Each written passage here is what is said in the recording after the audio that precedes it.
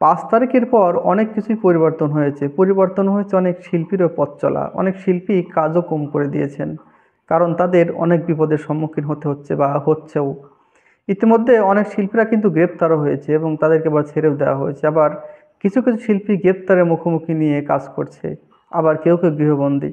তো এরকম কিছু শিল্পী রয়েছে যারা গ্রেপ্তার হতে পারে। তো এর মধ্যে নাম্বার ওয়ান পজিশনে রয়েছেন চঞ্চল চৌধুরী। 28 এপ্রিল চঞ্চল চৌধুরীর নামে ভাটারা থানায় একটা মামলা করেন ইনামুল হক নামের এক ব্যক্তি, যেখানে চঞ্চল চৌধুরী সহ 17 জন ব্যক্তিকে সেখানে রাখা হয়েছে সেই হত্যা চেষ্টার আসামি মামলাতে।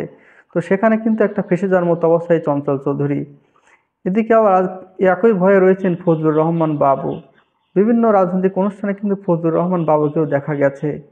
কারণ তিনি কিন্তু অনেক রাজনৈতিক ব্যক্তির সঙ্গে ওঠা বসা করেন এবং একই সাথে দেখা যাচ্ছে প্রধানমন্ত্রী শেখ হাসিনার সঙ্গেও কিন্তু তাকে অনেক সময় অনেকভাবে পথ চলতে দেখা গেছেন, বিভিন্ন অনুষ্ঠানে গেছেন। তবুও একজন শিল্পী হিসেবে একজন সম্মানী ব্যক্তির কাছে যাওয়াটাই স্বাভাবিক।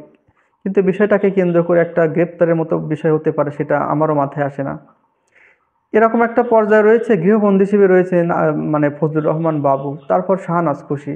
এরা একই ক্যাটাগরির মধ্যেই পড়ে আছে। এরা বিভিন্ন সময় বিভিন্ন অনুষ্ঠানে দেখা গেছে যে শেখ হাসিনার সঙ্গে তাদের তাদের একটা দেখা গিয়েছে বা আওয়ামী লীগের নেতাকর্মীদের সঙ্গে তাদের আনন্দে খোশ গল্পে দেখা গেছে।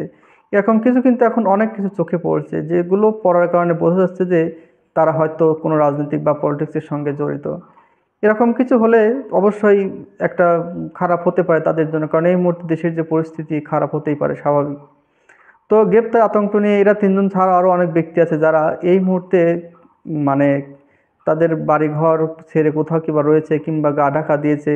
যেমন সিদ্দিকুর রহমান, তিনি কিন্তু এখন মোটামুটি জেলেই রয়েছেন। তাকে কিন্তু এ পর্যন্ত জামিন ধরা হয়নি।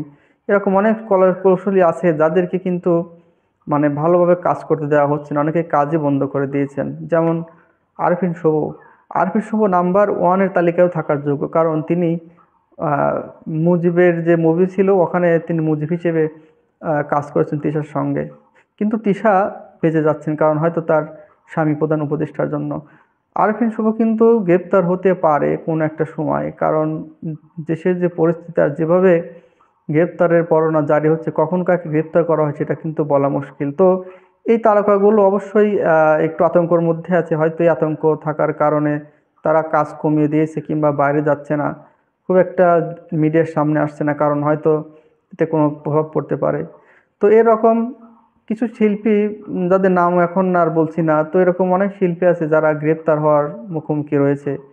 তো এখন পরবর্তীতে কি হবে বলতে পারছি না, এখন তাদের উপর মানে কি করেছে তাও জানি না। তবে তাদের কাছ থেকে ভালো কিছু আশা করি এবং তারাও যেন ভালো থাকে, ভালো ভালো কাজ আমাদের উপহার দেয়, আমরাও কিন্তু এটাই চাই।